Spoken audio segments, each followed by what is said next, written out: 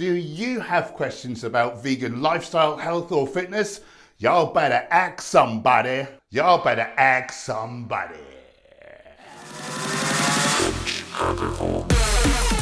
For the chance to get your question answered in the next of these videos, comment down below. Why haven't you fixed your herniated belly button?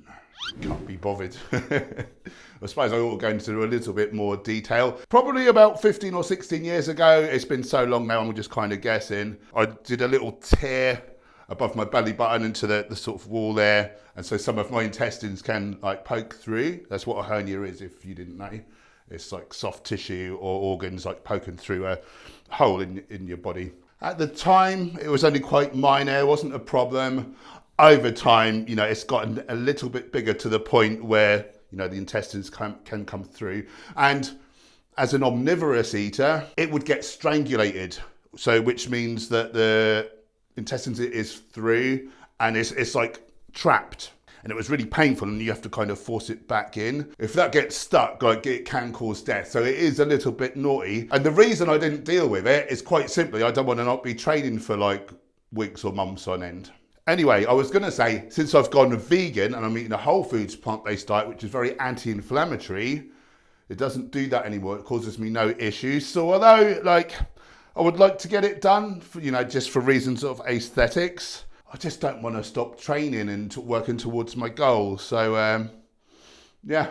What makes me really laugh about it, though, is when carnivore trolls come into the room. Your diet's so pro-inflammatory, that's why you've got a hernia. Well, no, I did that like twice. I've been vegan for 8 years. I did it about twice as long ago as that when I was eating tons and tons of meat. And actually, it's a lot better now, so...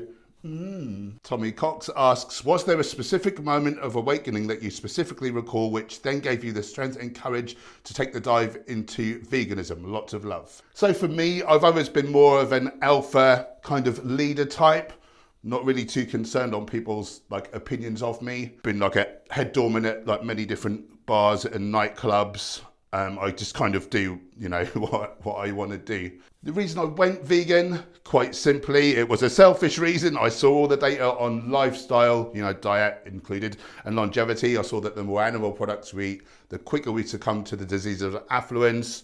So, you know, that's the reason why I went whole foods plant-based. There very definitely was an awakening of another kind though. After having gone vegan, you know, for my health, then I saw what we do to animals and obviously I felt terrible. I ate more animals than probably most people that you would have ever have met. You know, back then, as I say, came from a background of door work. I wasn't the nicest person. I kind of acted out of fear a lot of the time. So I was, you know, quite aggressive, could be violent if someone was rude to me. Having made that connection with the animals and thinking I don't want, if I don't want to harm a chicken that I've never even met, you know, why do I want to hurt a person? And from my perspective, I call it kind of a spiritual awakening. You know, depends on what sort of words you want to use. And I don't want to get all airy-fairy, but it just made me into a better person relative to humans, you know. Someone's rude, rather than smack them in the face or like rear up at them, I try to like step out of my ego, forgive them, understand that they're suffering spilling over. So rather than add to that suffering and then they pass it on to someone else, you know, if you can act out of love and perhaps like let that go, the world could be a better place. Layered as why don't you react to Bart Kay? React, get all angry, go a bit crackers at him, flip my wig. As I was just saying, try to avoid doing that. I now choose to limit my exposure to toxic people. It's much better for the soul. In terms of academia, you know, he is a very clever guy in some ways. Because he throws out big words, the less intelligent among us would just take him at face value and think, oh, he must be right. Just very simply though, and I'm no scientist, but there's this hierarchy of evidence. You know, this evidence is stellar, and he relies on anecdote, which I don't even think is on the hierarchy of evidence, mechanistic data. It's all down the bottom there. Whereas the plant-based doctors I follow and the researchers at nutritionfacts.org, you know, they're looking at all the top sort of data. So just very simply, he's a moron.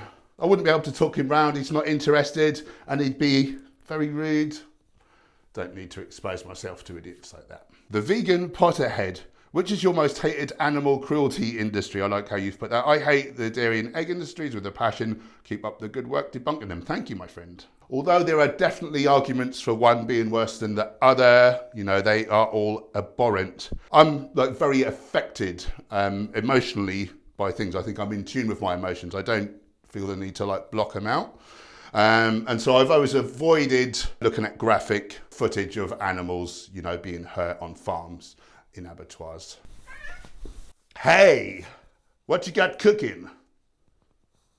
Forgot to say good looking. One time I was doing some outreach with some other vegans. We were doing an Earthlings experience, you know, where you're showing the footage.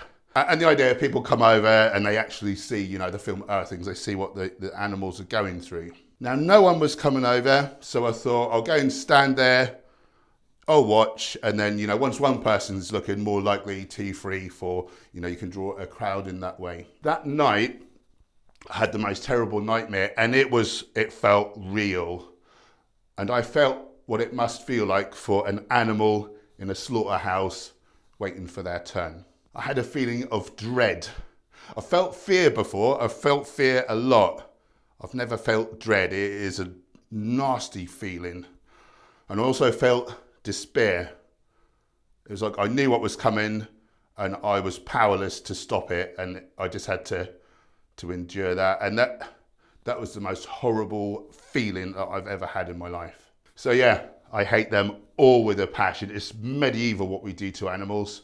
Wouldn't dream to do that to my worst enemy, let alone beautiful, feeling, breathing being. Stephen Pearson. I'm making green smoothies in the mornings and using frozen spinach that I let defrost before use. Is this a good idea? And how much iron would be in 100 grams of frozen spinach? I can't seem to find the answer on Chronometer. Thanks, and keep up the good work. Thanks, bro. That is very, very kind. Now, happily, minerals being elemental, very stable. Whatever the number is for fresh, I would imagine frozen should be just about the same. Depends on the quality of the soil, of course, things like that. But on average, I think something like 2 to 2.7 milligrams of iron is in 100 grams of spinach. Random Name says, first of all, wow. They were reacting to the photo I posted when I asked people for questions for this video, and thanks very much for saying that. Secondly, what time of day do you normally eat, and what time do you go to the gym? How long between the two, and how long do the gym sessions normally last? So I'm up at 6 a.m. I've normally finished eating by 6:30 a.m. I'll then train at 8:30 a.m. So there's a 2-hour gap, and then I eat a total of 4 meals throughout the day, and they're spaced about 4 hours apart. I recommend that people eat no sooner than an hour and a half pre-workout. You know, the food's sitting in the stomach, it's got to get into the small intestine. That takes a couple of hours for the whole process if you're eating a whole foods, plant-based diet. You know, from the small intestine, it's got to get through the wall into your circulatory system to actually give you the energy. I've seen clients, when I was a PT, start off really weak, and then halfway through the workout, as they're getting some like calories, they're actually getting stronger towards the end of the workout. And the other thing, of course, if you eat too close to a workout, there's a good chance that you might barf. And yes, I have seen this happen on more than one occasion. Resent You asks, do you think you could suggest a book or some playlist that tells everything about vegan nutrition, how to get all the necessary proteins, fat, etc.? I have some friends that claim it's too complicated. Send them this. Kool-Aid, yeah, I can't really say that last word, says the vegan diet is the optimal diet. I both agree and disagree with that statement. So, you know, there is no one vegan diet. Vegan tells me your ethical stance. It tells me that you don't eat animal products, but it doesn't tell me what you are eating. You know, you could be drinking fizzy drinks, alcohol, you could be eating crisps, donuts, cakes. Not going to be a good health outcome. Some vegan products contain cocoa butter, coconut oil, and palm oil. These are known to drive heart disease just as much, in some cases more, than animal products. This is why I use the distinction whole foods vegan or whole foods plant-based diet. For eating the range of different whole plant foods, and we're supplementing D3 in the winter months, and we're eating the new thing we found out about, water lentils, which are a natural source of B12, We can get our B12 there, else we need to supplement the B12 as well. Much like 38% of other Westerners, mostly omnivorous eaters, they need to supplement too because their status is low. But yeah, the vegan diet has the propensity to be the optimal diet. Great name. Smoothie Cool Sarah asks, how do you explain to people that honey isn't vegan? Now listen, Mush, how would you like it if you worked all week, grafting away, getting all the food in, put it in your home, and then someone comes along, rips your house apart, steals your fridge, puts your house back together, squashing your mum and your brother? How would you like it?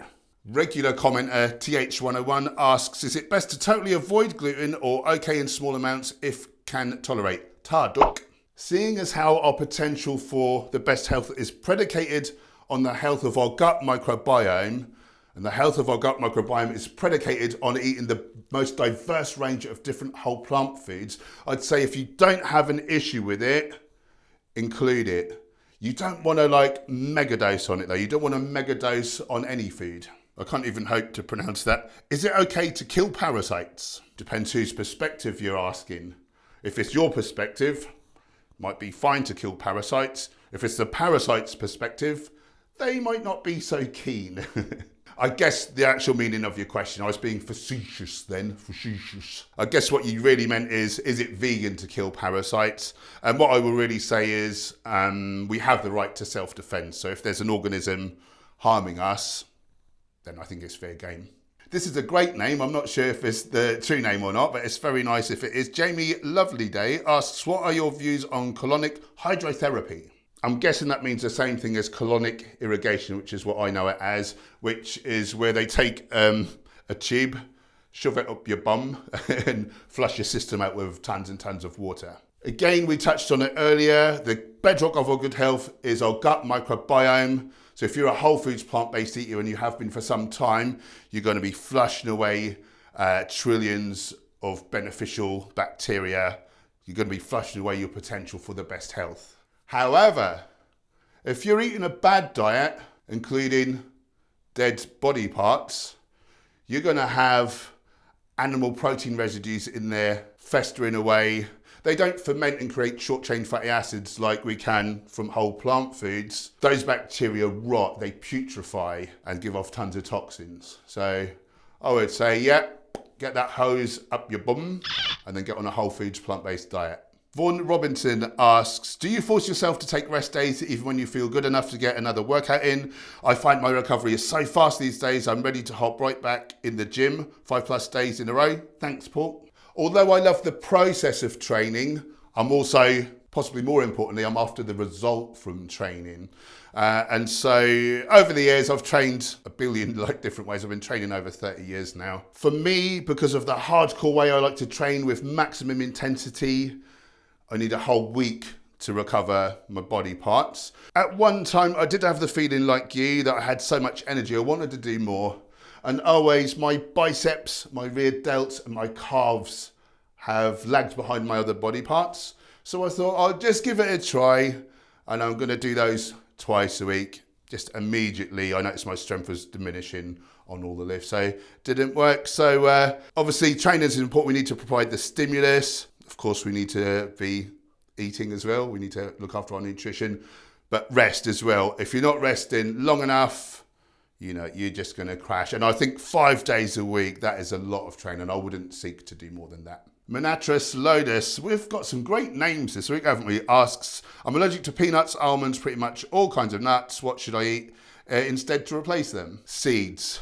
Nutritionally, they're pretty much the same thing.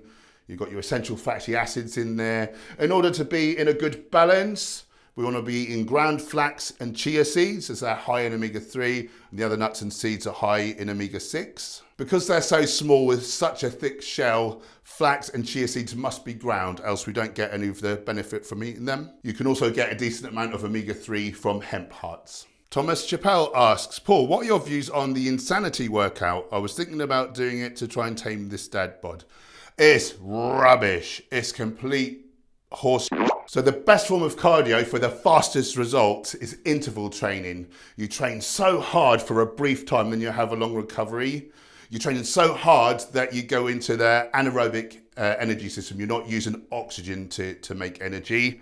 That's only, sustainable for a very short time. Then the insanity workout came along and they turned that on its head. You get a tiny little short rest and a big long load of work. So you're doing much more. No, you're now training aerobically. You can't sustain anaerobic work. It's so painful. It's so hard on the body. Very quickly, you're just going along. You're plodding basically. So cardio-wise, HIIT training is number one. And if you really want to change the shape of your physique, I'd really recommend doing some sort of resistance training as well. He also went on to say, I don't know the correct foods to eat to be able to sustain myself for the workouts and what to eat for recovery. I already eat whole foods, plant-based. Good man. Any advice appreciated. And cheers and that. Thanks. So the nutrition that's best for the gym, for pre-workout, for post-workout, for people who want to live a long, healthy life and avoid disease. It's the same nutrition over and over. And I'll keep going on about it. You're probably bored of me saying whole foods, plant-based. Load up on your legumes, whole grains, fruits, vegetables, have a little nuts and seeds as well. If you're dieting, it may be a benefit to go up to 2 grams of protein per kilo of roughly lean body weight per day. If you're particularly overweight, you can bring this down somewhat because fat is inert tissue and doesn't need protein. If any of you guys would like help with a nutrition or workout plan, I write them bespoke to the individual. Get at me there, dog. Get at me. Yo Glev asks, I recently found out I can't convert plant vitamin A into a usable form. I was diagnosed with deficiency despite eating sweet potatoes daily. My vision and skin problems led me to the doctors and they prescribed me a retinol supplement. Is there a vegan version? Oh, that's very rare and extremely unlucky for a vegan to have. However, yep, your prayers are answered. Just type in vegan retinol into a browser and supplements will come up. For the vast majority of people, we can form retinol, vitamin A in our own bodies from eating carotenoid phytonutrients. These are the pigment antioxidants responsible for the yellow, orange and red colours of fruit and vegetables. There are actually over 600 different carotenoids. Among the most studied are alpha and beta carotene, lutein, zeaxanthin and lycopene. Some, such as lycopene, are better absorbed in the cooked form. They're all fat soluble, so you want at least a little bit of fat in any meal when you're consuming them. Now watch this.